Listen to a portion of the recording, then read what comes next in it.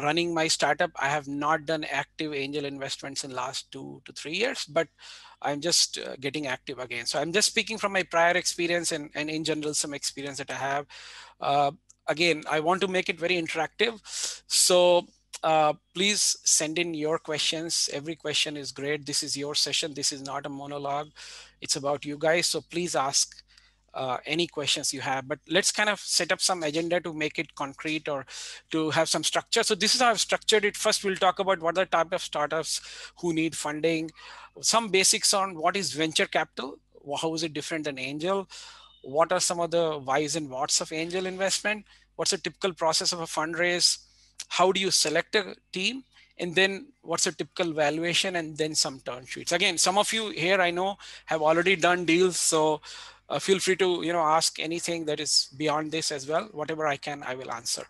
So I will say my perspective is both as an entrepreneur and as an investor, both angel and venture is what I'm trying to provide you here. Okay.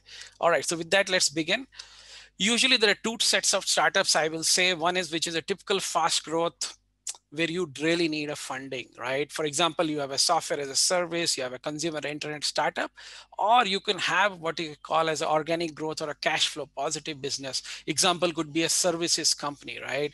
Whether you're running IT services. Why is that? Because you get the revenue immediately. You don't have to build too much before you sell. Although I've written, by the way, taxi service, but it's not like the Ola and the Uber, but it's like a classic taxi service. So here it's like, okay, you buy a cab, you run it, your amount that you invest is limited, and then it's a function of how many people you have. Now in those cases you really don't need funding upfront, and those cases may need funding but much later. So here what we're talking about is the first type, fast growth, where you really need funding. And why do you need funding? Because you're trying to build the business. So that's the classification I want to make. There are those other type, and there are different kind of set of rules or suggestions apply for them. So that's one. Now number two, what's a typical startup financing cycle look like? Again, some of these terms you would have heard of. A startup starts, builds a product. It goes through what is typically called the valley of death. This is a period where you're building a product, you have a lot of uncertainty. And if you see, this is where all the angels, which is kind of the focus of the talk, come in. FFF stands for friends, families. And there is seed capital. This is called the seed capital, the first money. Again, there are slices into the seed, whether it's an incubation money or an accelerator money. We'll get into that, or it's an angel round. So there could be some classification there as well. But this is kind of where we are kind of talking about today. And then comes the VCs, which invest in what is a typical early stage, first round, second round, third round. And again, this is where you already kind of cross the break even, or at least you know where your product is, or kind of have a product market fit. In some cases, even the fit with in terms of the growth, right? So when you deploy the money, it's towards growth. And then in the later stage, there are these later stage investors, whether you have a mezzanine investor or you have what is called as a private equity player, which comes in and invests later stage. These are maybe series D, E, F. Again, the numbers are A, B, C, D, E, F. And then you have secondary offerings prior to IPO and then IPO. So that's kind of a investing cycle. Just keep that in mind. Again, let's kind of just quickly compare what is venture and how does the model work, because a lot of the rules apply. And it's always good to know who is next in our funding cycle. And why is that? Because one of the goals we'll touch on very soon is that angel investor goal is to somehow grow the company to a stage where they pass the baton to the venture investor. In a sense, we are one of the investors in the cycle, and your goal is to get them to the end of the relay race, or the marathon is being run. You're getting to the goal post of the first stage. That's all your goal is. You can't take them to the exit, but you're just taking them to the first stage. So that's why venture is important, because venture is your friend. They are the people who would be actually funding right after you, right? So what is typical venture capital?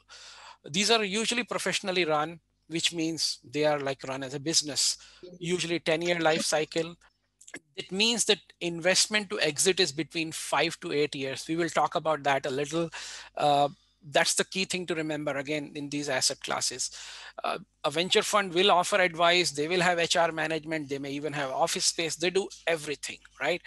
Again, why is it important? Because if you compare to angel investors, if you're an individual angel, maybe you can advise companies if you have some familiarity in the space, but often you may or may not, right? And we'll talk about those two different types of angel investors who can offer more to the company than just the money, right? Typically, a venture capitalist will come after, what is called a Series A, which is more than $1 million in investment.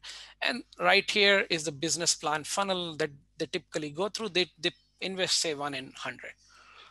Again, this is important to know because if you're going to, let's say, invest in a company, you want to make sure they actually make the cut on the other side, right? Because that's when the company will, survive and grow. So that's kind of venture capital for you. What else? Where do they get their money from?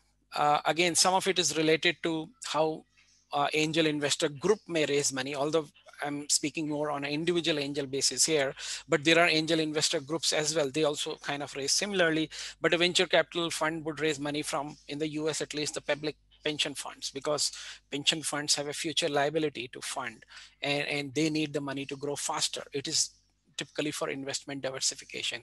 Then high network individuals or endowments and foundations. So that's kind of, I guess, the basic of where they get the money from.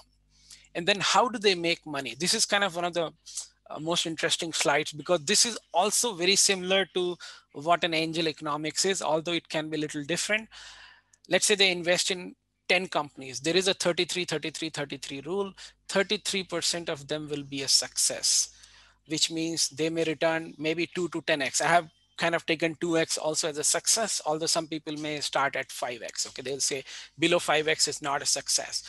But the super hits can be 50 to 200x. The typical number for a unicorn is, people say, 100x plus, right? So if you put like a lakh, you got 100 lakhs, like a crore. So that's kind of what a success means.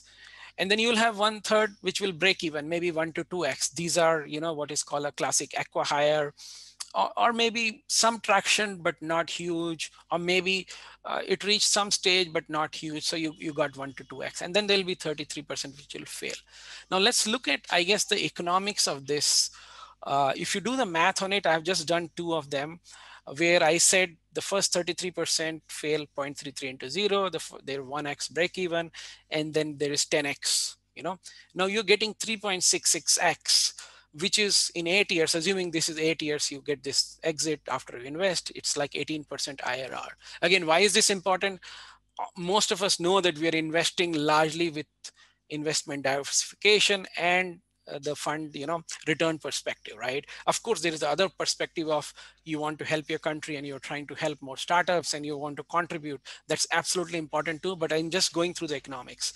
The next one is, what if instead of the 10x, the first 33% success became 20x, means you have super duper hits. That's where you see like a 7x, which is like a 28% IRR. This would be typically what we call as a return of a top quartile fund. Any fund which performs, would probably be returning in this range. So this is just economics to keep in mind. Uh, let's talk about why would you do angel investments. Again, I've kind of already hinted at it. Let's say you had 100 lakh to invest. How much would you actually allocate to angel and venture investment? The simple idea is you're just doing diversification. Again, I took Yale's endowment fund and showed you, and this is like maybe billions of dollars of money, but the idea of showing this asset allocation is that you can think of the same and say, hey, I have certain retirement goal. I put something in real estate. I put something in equity market, domestic and foreign. Now I want some exposure to high risk, high return class, which is private equity or venture capital or angel, also known as alternative investment. And so I'll put money. Typically, people will put 5 to 20%, right? So the answer to that would be, if you have 100 lakh to invest, maybe 5 to 20 lakhs is what you'll invest. Okay, so now you got this money. How are you going to invest, right? So this is how a typical angel investment looks. And again, I'm not using US dollars here, assume, because I know there are a lot of folks from India and looking to maybe invest in Indian companies, although we do invest in US companies as well. So typical angel investment would be a 2 lakh to a 50 lakh round, depending on who you are. A 2 lakh would be, let's say, yeah, maybe very early stage check, or if you're an individual who want to cut small checks. We'll talk about what is the benefit of cutting smaller checks versus larger checks in a while. You should expect returns, say, in 5 to 10 years. Again, like I said, high risk, high return. I have said up to 40% may return zero. Again, any guesses why this is higher than what a venture is? Again, it's kind of obvious because you're coming before venture, and if venture is failing at 33%, this probably fails higher. If you're doing a good job, you probably have only 40% fail, right? If you looked at my investments, I would say, that's the number I had. Some 35 to 40% just shut down or returned zero or close to zero. You can expect 3x to 50x on each of them. Like I said, unicorn is 100x. Again, there is a notion of an accredited investor. In the US, it is somebody with a net worth of more than $1 million, or somebody who makes more than 220K US dollars. Again, this is important if you want to invest in US companies, which again, in India, people can do through LRS. The other side, in India, the accredited investor is a 5 crore net worth. Again, just running through the math again, Indian stock market 12 to 15%, your return in venture has to be 5 to 10% higher. So we're looking at 18 to 25%. So that's what you should expect. I guess the key point on why you would do maybe a 2 lakh check versus a different one, again, and one could argue both ways, is that you want to spread the risk. The broader you spread the risk, the better is your diversification. And what's a typical angel round? Let's say when somebody goes out to raise, it's maybe 50 lakh to 5 crore is what they're raising. So if you are raising 50 lakhs and people are putting 5 lakh, there are 10 investors. That gives you a sense, right? And just kind of a quick one there, an angel investor is actually investing in a person largely, right? We'll talk more of that. All right. So what is the goal of an angel investor? We help startups with funds. We provide guidance and mentorship, meaning smart money to them. Uh, and what kind of guidance we're talking about. Let's say if you are specialized in an area that maybe strong about digital marketing, so you can help with that and that, right? And a lot of people who are doing this are doing with that intent. Can I help the startup I invest in with the skills I have? And that's actually, to me, the biggest benefit that a startup would get from you, because the 2 lakh or 5 lakh you put is not a lot, right? And to differentiate only on money, that means you've got to be a VC fund. But here, I guess the differentiation and the angel investor between you and somebody else comes from what else you can provide. Can you provide mentoring or connections, right? When asked for, that's also important.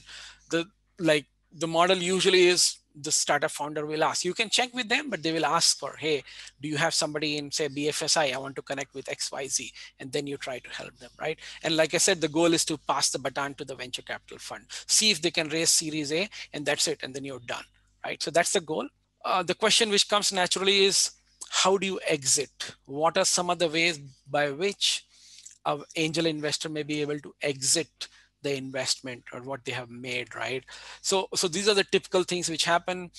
Maybe when somebody raises a Series B, again, not a but a B or later, the venture fund may buy out your stake. That's common in India, to some extent in the US as well. There could be a company sale, both a strategic buyer, which is somebody in the industry valuing you, or a financial buyer could be there. You can have an IPO, or there is a company shutdown and they return partial money. And by the way, this is not uncommon. It has happened. In fact, it happened with two of my investments. For a variety of reasons, they decided to shut down and they returned partial money, or there's an aqua hire. So those are the ways by which you exit. All right. Then let me kind of quickly cover. This is just a brief summary, and then we'll go deeper into how to pick startups, right? Why do startups fail? Again, this is something one has to watch out for mostly, which is maybe there is no need for what you're building. This is usually the first reason why people have failures, which is the product they think in their head is great, but it doesn't have a real need. Or maybe there is a need, but customers are not willing to pay. Or the second reason which we see is the team, which is either the team execution is not good, or there are founder conflicts, right? And this is, by the way, the thing which I want to highlight, which is the biggest thing when you're investing is actually in the team. That's we'll come to that. Or the startups run out of cash, or you have a product which does not have a business model or does not have a sustainable model, or you ignored customers. You are so focused on the technology, you didn't listen to customers, what they are saying, and you're not building for them. Or you maybe in some cases got outfunded and outcompeted, even though you had a good start. So again, those are some things to keep in mind. Okay, I know I ran through a lot.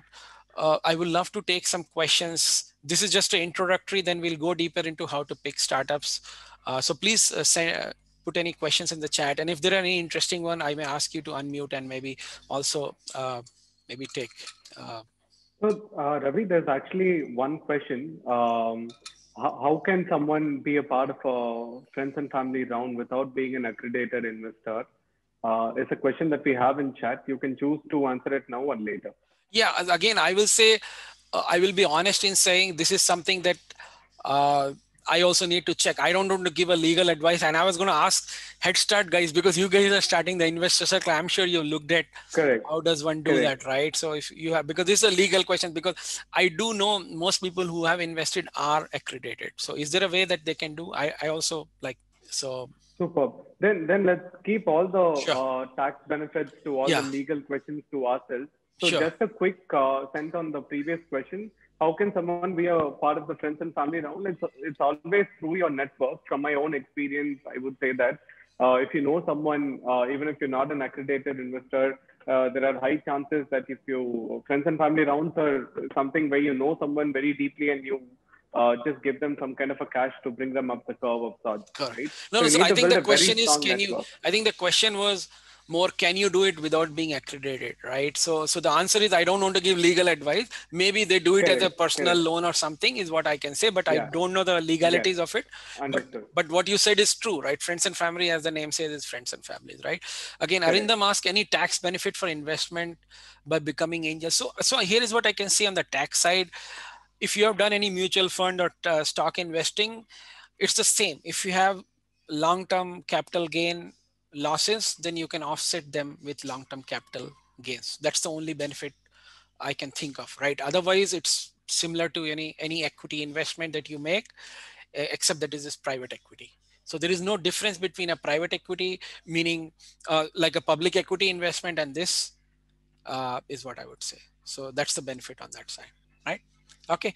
Yeah. So again, what's a typical angel investment process? Uh, Usually you'll have a pitch like the Headstart folks have arranged for. Based on that, you like some people, you'll have subsequent discussions, you screen the idea. Then there will be like a lead investor who will kind of take the lead in most of the investor groups, and he will kind of try to put all of this together and get people who are interested. Based on that, you give a term sheet. Term sheet is like a 2-pager which has a summary of the terms and conditions that you are proposing. Based on that, the investor may agree or disagree, and based on that, once they agree to the term sheet, you get into the due diligence, which means you're getting into, figuring out the numbers they share, is it correct, legal risk, all the stuff. And then once the due diligence is done, then you get into negotiating shareholder agreement with them.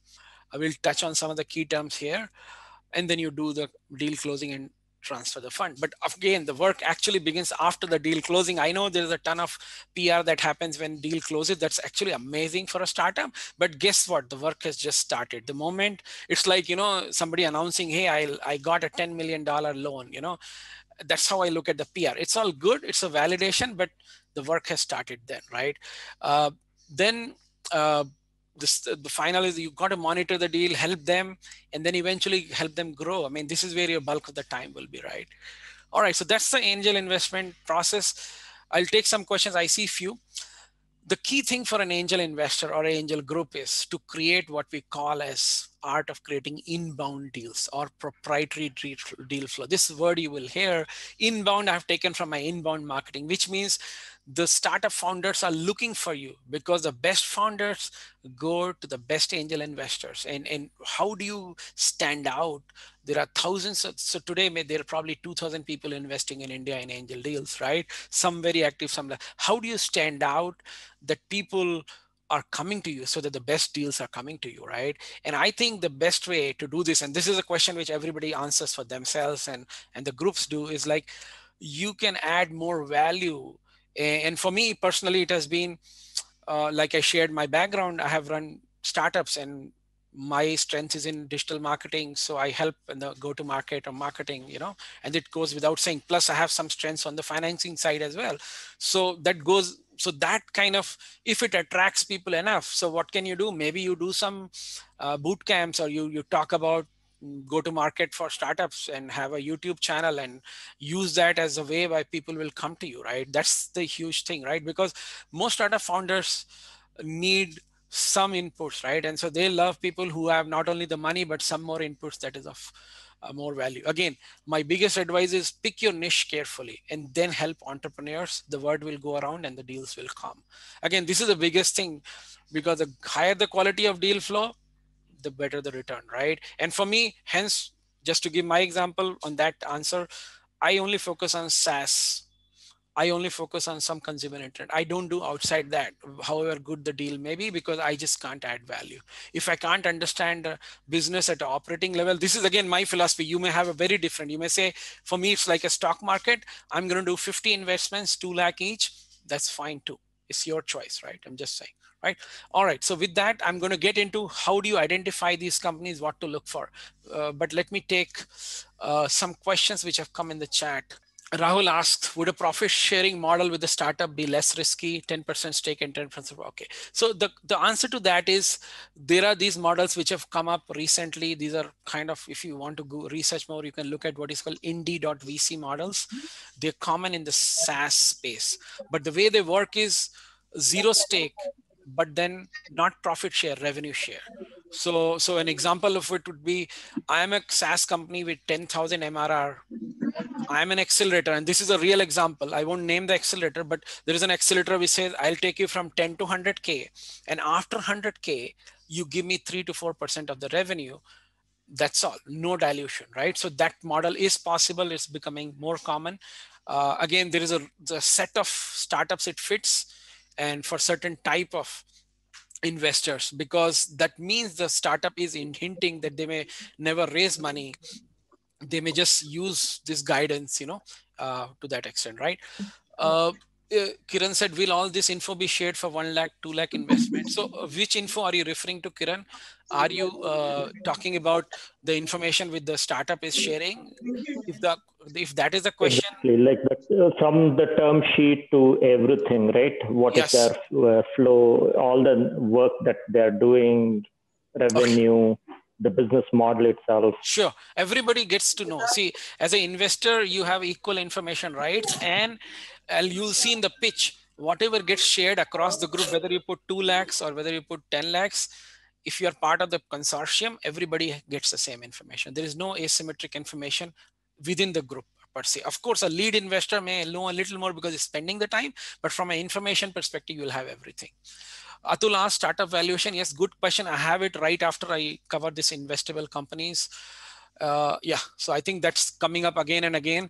Again, startup valuation, the summary of it is, it's a bit of art, bit of science. There is some ways to back into it. We'll talk about it. Let's talk about it a little later. But I want to tell you one more thing from my experience. A lot of the stuff I talk about as an angel investor, and I have worn this hat as a venture capitalist also, lot of changes, meaning there are a lot of differences. A biggest bet that you are taking as an angel investor is on the team and the business model. So often I will say that I have not cared too much about the deal terms and too much about some of these things around valuation, right? Because it's only about that, in my opinion. So I'm just sharing my view. Again, you can have your views much in the later stage, some of the others. So that's why the bigger focus, and that's the center of the talk. How do you identify these companies, right? That's the big thing.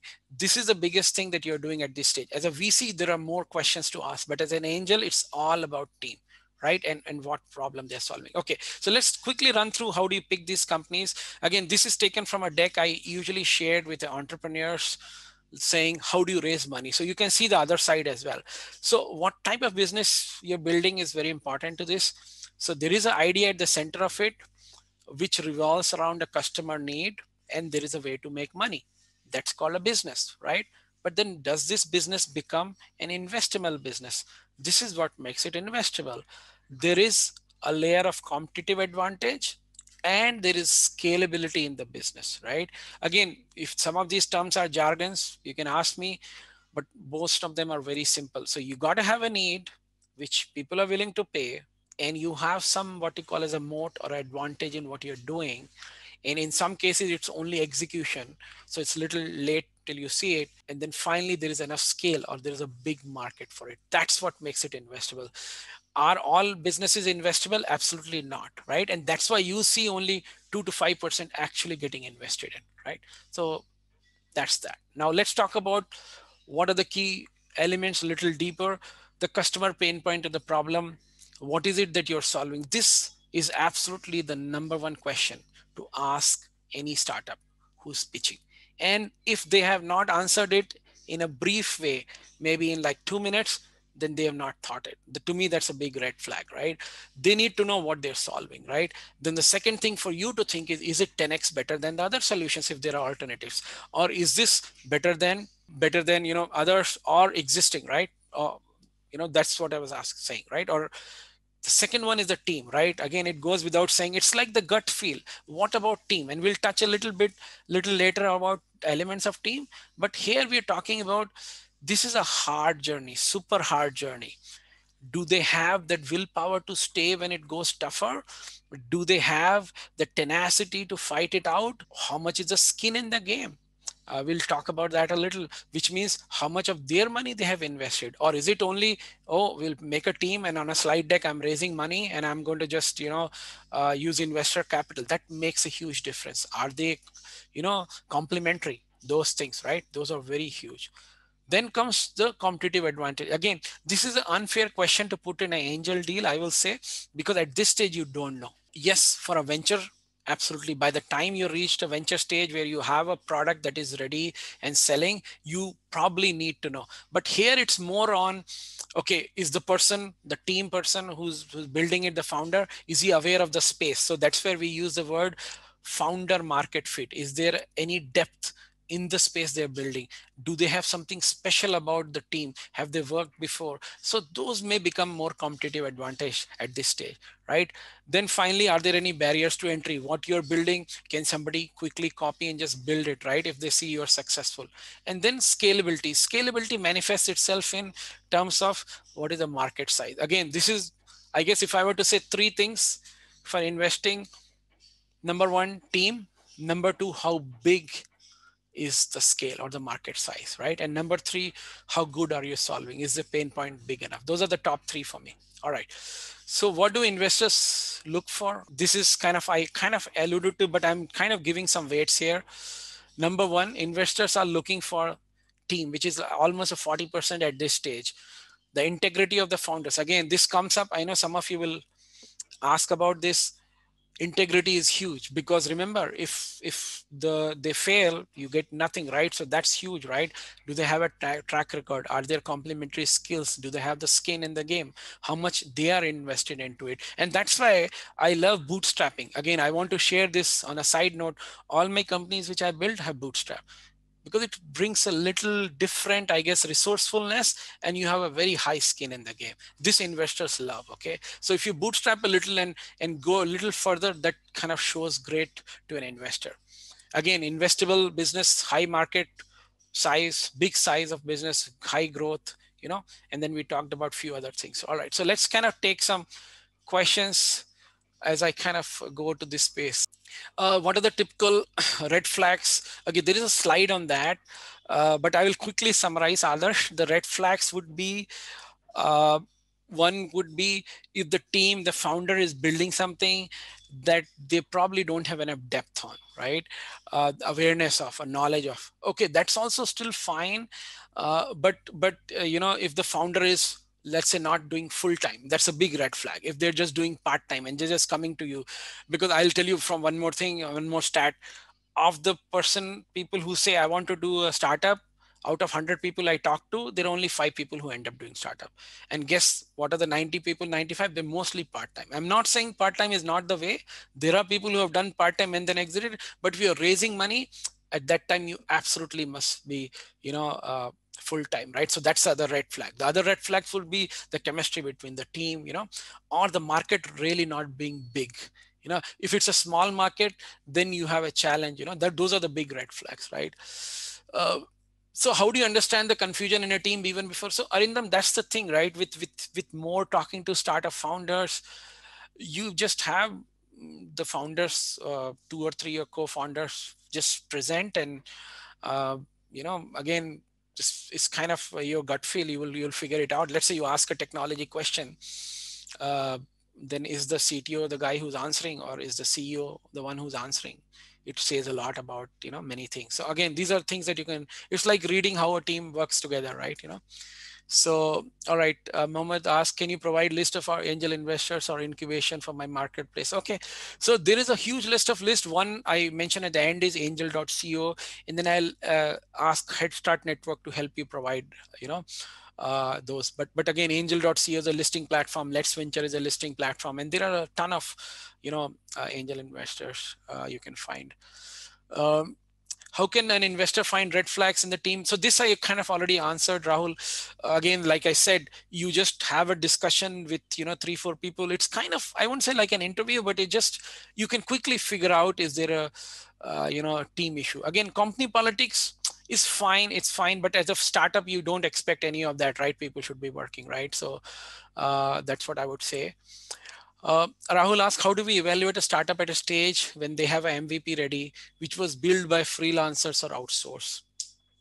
Okay, and so that's a good one. The question there to ask is, and this comes again and again, and there are no single answers. If I said, no, everybody who outsources, you should reject, you will find there is one person who has done it with that also. Okay, I don't want to name, by the way, I know some founders who outsource the MVP and then they kind of brought it, but it's painful. So the question to ask is not that. The question is, outsourcing itself is not the issue. The question is, what is at the core of the business? Is your business at core a product driven business? If it is, the core should be built by you, which means if it is the product driven, then if you're not building the core, then there is a problem. Let's say you are building something which is, can be done on a spreadsheet. Maybe you're doing wealth management business. You don't need technology as a primary thing, so you can outsource. So that's kind of, what I would say, right? All right. So, how do you know the business is high growth? Okay, so the point there is a concept of market size, right? How do you know what's the market size, right? Again, there are two methods which VCs or investors use. One is a bottom up, which may say, okay, let's say I'm building a CRM software. I know CRM software is used by anybody who has more than 10 employees. They all are my potential customers. So let's find the count of companies which are out there who have 10 employees and above, and then this count is available. Then you will say, okay, to each company per person who's a salesperson, I will sell it for $5, and then you do the math. So this is called the bottoms up method. So the point is, you have typical high growth when you have high market size, right? Because there is an opportunity to grow. The second is the bottom down. You may say the spend in let's say investment products in India, today the penetration of equity markets is 5% of the total investment. Real estate is 70%. We expect equity investment to grow to 10%, and the total investment amount is, say, $100 billion. So now you know what is the growth expected or what's the market. So I gave you just a quick, hope you were following how I did the bottom up and top down, but those are the two ways you'll get, the high growth of the market size, right? Okay, let me do one thing. I see a lot of questions. I'm going to just pause some questions and just cover some. I think I'm not going to cover the full slide. I can see that already, but let me just run through this. Again, we kind of know there are individuals, there are groups, incubators, accelerators. Again, there's a whole depth into each of them. If you're going to invest in the space, know the variations of the types, is what I will say. And the other thing I was going to say was, somebody asked, or maybe there was a hint at it, the best introductions for investment are usually either the portfolio companies, people you are invested in, when they introduce, this is the best way. Because I know somebody asked, can you send me a list of angel investors? Great. You can pitch them, maybe they'll respond. But if you know a friend who they have invested in, use that route to reach them. That's the method I was going to say. Again, so when do people raise money? People raise money when you have idea in a slide, and somebody may say, hey, is it possible? Yeah, absolutely. If you have a track record, you will see there are people. Or if you have like an amazing pedigree or amazing confidence in what you say and people believe in you, it's all about people believing in you. You can do that. Or you have a prototype. Again, what I've listed in green is what's more common, or where I may prefer more investing in, like a customer traction, means some customers are there who are using it. There are some paying customers. Then you have what is the product market fit, which means you found the niche where this is going to sell and grow. And now you have more product customers, segments, right? So those are kind of the stages. How much people raise, I think I covered that, so I'll skip it. Venture round million plus, up to $500,000 is an angel round. The goal there is to reach enough to reach the next milestone. What is your next milestone? And so this will answer that question along with the valuation question. Again, we'll try to go a little deeper.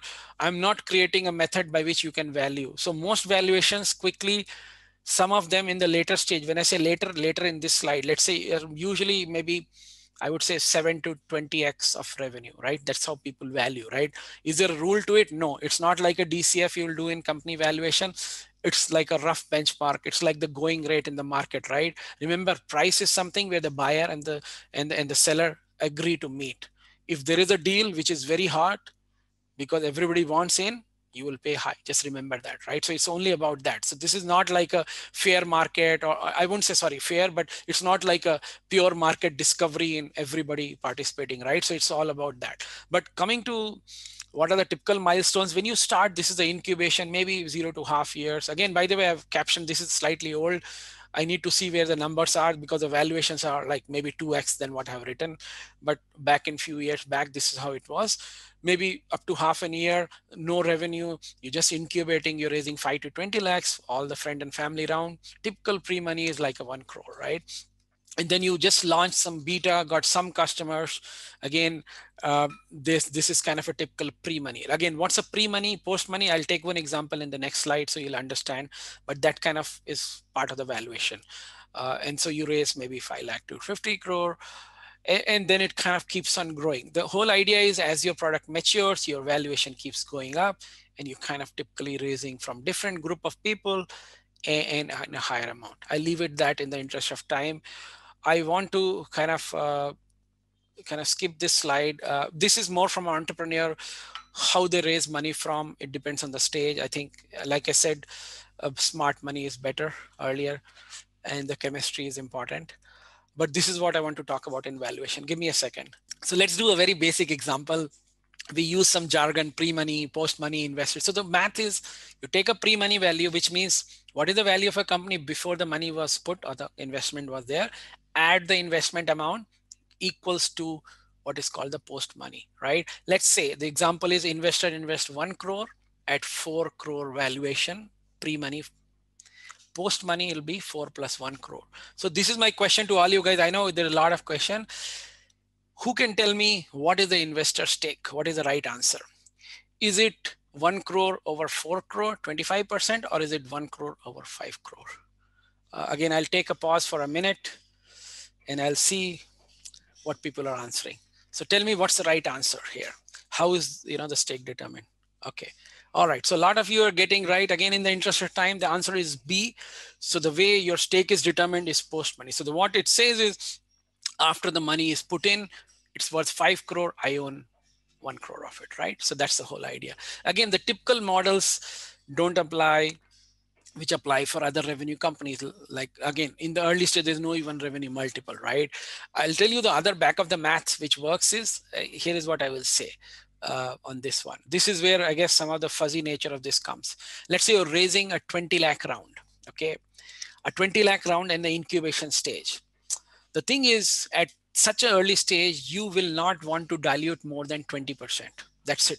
If you're diluting more than 20%, then you have a lot of issues in the later stage. Again, so you cannot have like a low pre-money. Like I put a 1 CR, that's like a realistic number. You can't have much lower than that. If you're going much lower, that means you're just not getting funds because it's not sustainable. The reason for that is, I'll touch in a later slide, the dilution happens through the lifetime of a company. And as a founder, again, I'm speaking on the other side, you don't want that you have hardly any company that you own because there is no incentive for you to run that, right? So that's why this dilution math actually then becomes the factor by which you actually get the valuation. Again, it may sound very funny, but that's how it works, right? And I will maybe just jump to that slide. Yeah, this is what I wanted to talk about. Perfect. So this slide talks about dilution over life cycle. What it says is when you start, founders have 100%, and then maybe you just got some early employees. Okay, there is a pool, you kept 10% for employees and advisors, and then you got seed investors, they took 24%, right? And this is the first. Second, there's a VC round happening. Then second, and you see you all of a sudden After round two, this is series B, and founder has only 32%. Now, if you build this model further, you will start seeing a founder getting very low percentage. Yes, it's a percentage of a bigger value, but the moment you start hitting lower numbers, it's a big red flag. Again, this is a red flag for the later stage guys. And so it's so important to make sure the seed round that you are doing as an investor as well, you don't take too high a stake, because either you'll have to reduce your stake in the next round. And this I have seen happen in some companies where I put money in because the group was able to negotiate much better, and but but the VCs want the balance, so that's something to keep in mind. All right, let's kind of, now I'm getting into the term sheet questions. There are only 12 minutes. I will just leave those technicalities and take some questions. Okay, let me see. One startup is bootstrapped and sufficiently profit making. They want to scale it up. They need guidance. Where to get the guidance? Okay, great question.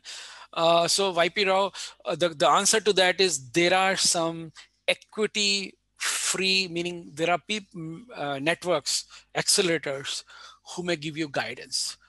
That's once without dilution, right? And again, you're bootstrap, so you're not raising. The other is you already know, you make a list. Okay, let's say I'm a gaming company. Okay, and this is a real example. I'm a casual gaming company. This kind of investment I had, Mechmocha. So I told those folks, just go in. And by the way, they're doing amazing. They just sold to Flipkart, right? I told them after seed round, make a list of the best gaming person in the whole world. Who could be your guiding force? We had amazing set of investors, starting from like I don't know, Miten Sampath, who was he now the corp dev guy, head of corp dev at Times. I mean, amazing network that people have. Sanjay Mehta, so all top shot angel investors in that round. You make a list of say 20 people who you want advice from, and then you reach out through the angel network and say, hey, do you know anybody? Again, so that's the method for a person who has raised money. Now you have not raised money, you can still make the list, and just you'll be surprised when you reach out to these people through LinkedIn.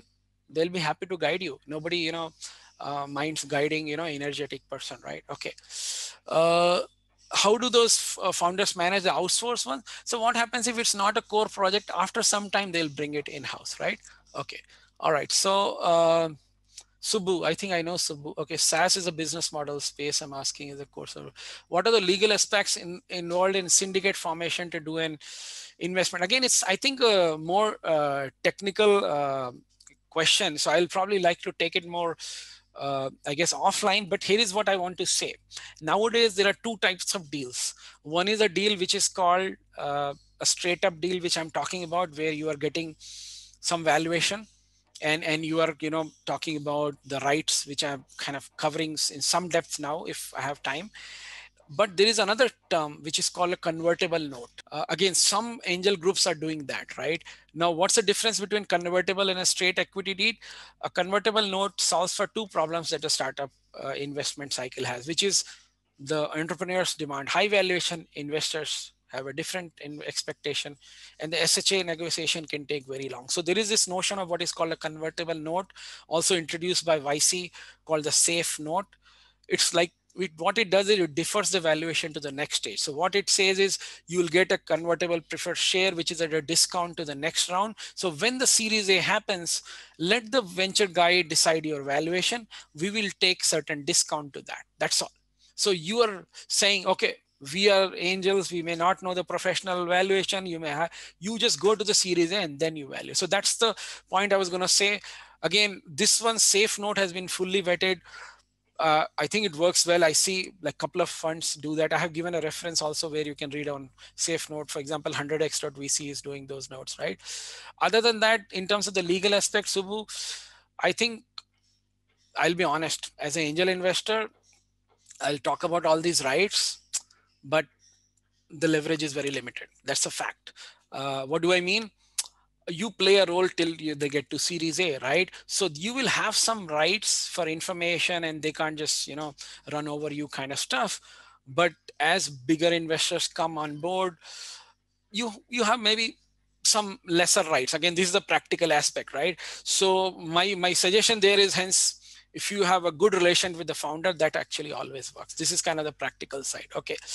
And then we can take more offline if you're more specific. Vinayak says, do you suggest investing as a part of a syndicate, or if you are in it for the long term? Yes, absolutely, syndicate is the best. So what I would try to say is, one of the things is, you join a network like Headstart has, or you join India angel networks. That's great, especially when you're starting, because you also don't know, you'll have so many people who will, by just talking to enough startups, and by talking to enough investors who are co-investing, you will learn it. So that's the beauty, right? And then slowly after that, you build a brand, right? Of course, if you are a well-known person, you have done a startup, you're already aware of what are the pros and cons, you can build your brand. And let's say you are somebody who's already well established in a startup world, yeah, you can directly go and do that in that case, right? And you'll get the deal flow. Okay. All right, so I think I covered a lot of the questions. I'll just in the interest of time, I know there are only 5-6 minutes, so I will just skip the term sheet basic, depending on what you have, because this alone can be like a 1 hour session. So I will just go to the last one. This is what I wanted to cover, some of the non-obvious reasons why people, investors, reject. uh, the one of them is around dead equity. What happens is, let's say you have three founders who started, one founder left away, that's called dead equity. If there is enough dead equity in the company, after a point, it creates problems, right? There's not enough. Again, these are very finer points, but I'm just sharing. The other are people related. If there is team chemistry, you don't sync, or you do reference checks, and there are risk. Let's say there is somebody with a large patent in the space, and there is some issue that you see, right? Or you have, I've written single founder also, although I was a single founder all the time, but I did bootstrap. Often it's considered as a risk, and some fund, they just don't do investments unless they have a really strong tier 2 people. Or coachability, meaning, are they open to being advised, or are they very headstrong on some of the things which they can be open to. And this is the other one which may surprise you, location. Again, now it has changed, but back in the day, like maybe before pre-COVID, location was also huge, right? And it's not uncommon for an investor group to say, hey, move to Bangalore, move to this larger cities, because there's a better pool of capital, or better pool of employees to have, right? So the other one is, the other thing this to keep in mind is, if you already have a portfolio company in the space, investors, they don't put typically in two people in the same space, right? It creates too many risks. So that's something to keep in mind, right? Or if you have a bias. So with that, I know there is some time, just I want to kind of uh, keep it at that. And this is kind of a typical term sheet structure. There's a liquidation preference. I'll just maybe summarize, and then you guys can please share some questions. I know there's I feel I ran through a lot. I wanted to be much slower, but there is a lot more that I had to cover. So please ask questions so I can go deeper into that aspects. So the liquidation preference, while we're waiting for questions, I was going to, this talks about when the company sells, because you've taken the most risk, who gets the money first, right? So it's always the preferred share, which means the investor. So that at least you're getting that money back, right? There's a notion of participating, what percentage, which means, like, if you put 10 rupees, do I get the 20 first, or 15 or 10 before it gets shared, right? There is this notion of what you call the anti-dilution clause. Again, maybe I'll just go there, which talks about uh, basically a scenario where you have a next round where the valuation has declined. How do you cover for what is called a down round risk, right? So that's what an anti-dilution clause is. And the typical answer is, if there is a down round, you are covered by the company issuing you extra stocks, either at the new value of the down round or the next round, or something else which is called the weighted average. Again, these are all important factors as you do the term sheet negotiation. Again, some of this you will understand. This is an example of a liquidation preference, because this has numbers, so let me run through. So let's say there is a person who has a participating preference at 2x. They put a 5 million check, they have a 30% stake, 20 million was made in the sale. So the way the math will work is 2x preference, so 2 into 5 million, 10, plus once the 10 is returned to you, 10 is left, you will get another 30%. So you'll make 13 million. Again, you may say this is double dipping. So often participating preference is not preferred by founders, but this kind of term sheets are out there. Okay. They do happen, depending on the, how it is. Or in the non-participating, you say, okay, maximum of 2x. So either I'll get at least 2x of what I put, which is saying, hey, I put money for 8 years, at least I should get 10 million of it. Or, the stake that I have. So that is kind of more common, I guess. So that's that. I guess there is a poll out there. Guys, feel free to answer and give me feedback. Okay. The other thing is there are certain other rights that investors have, like a tag along or a drag like, which means that if promoter or the management sells a company, they have equal rights to sell their portion at the same price, right? That's also important. Or then certain things around the board, there is certain things around information rights, right? That you have access to, right? Those are some of the other rights that you have. When you give a term sheet, often the entrepreneurs have a no shop. Once they've accepted, they can't go and kind of once they've signed, they can't go and do a shopping of that, right? That's kind of the stuff, I guess. Okay. This is what I will say on the books. I know this question was going to come. There is, again, for me, the best has been specifically if you're going into the term sheet, specific Techstars and YC has a ton of material on the term sheet, and we can go more deeper. I mean, when one can look at some YouTube sessions on that. In terms of, again, I guess this is meant for entrepreneurs, so this is what I have kind of listed.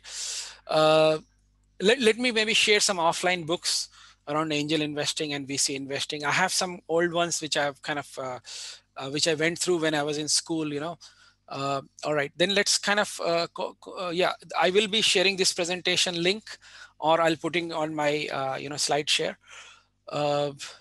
Is convertible note treated as quasi equity?